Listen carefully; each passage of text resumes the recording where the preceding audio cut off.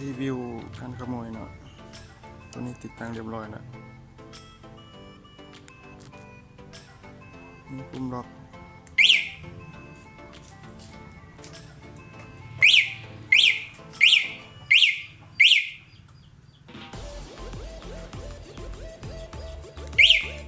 ล็อกเงียบ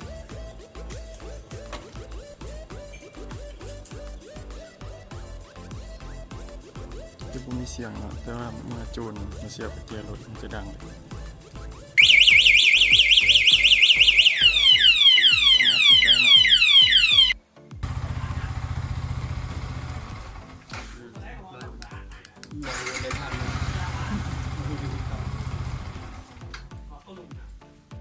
กดแบบเป็นจังหวะนะมา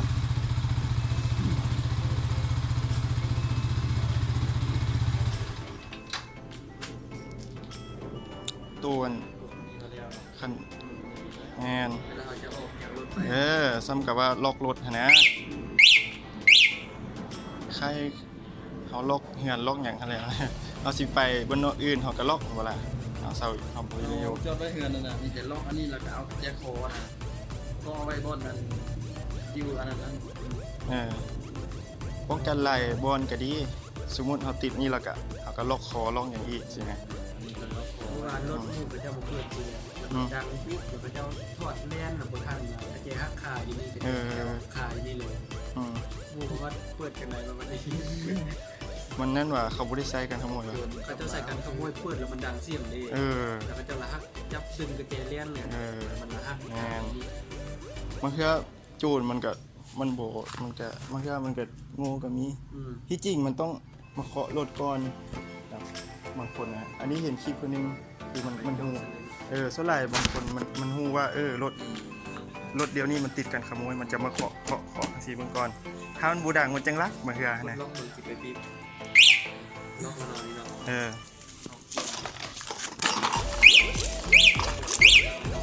กวนปุ๊บมันจะดังเลยคุณล็อกสองดังยาวเลยวันนี้ดังเงียบให้เรากดล็อกปุ๊บมันจะเงียบเป็นบ่ถ้าบุรีเปิดกระเจี๊ยบปุ๊บมันจะเงียบแต่ถ้าเปิดตลอดเลยอันนี้เป็นระดับ5หน่อยนี่เนาะมันจะเป็นระดับ5หน่อยเพราะว่าดังประมาณ10 วิแล้วมันจะหยุดถ้ากวนอีกปุ๊บมันจะดังอีกแสดงว่าเขาเอารถเขาก็ต้องกวนตลอดแล้วเนาะจูงไปเนาะโอ้เสื้อเขาสีได้เลยเสื้อเขาสีอันนั้นหักกระเจี๊ยได้ดังกันแล้วยาก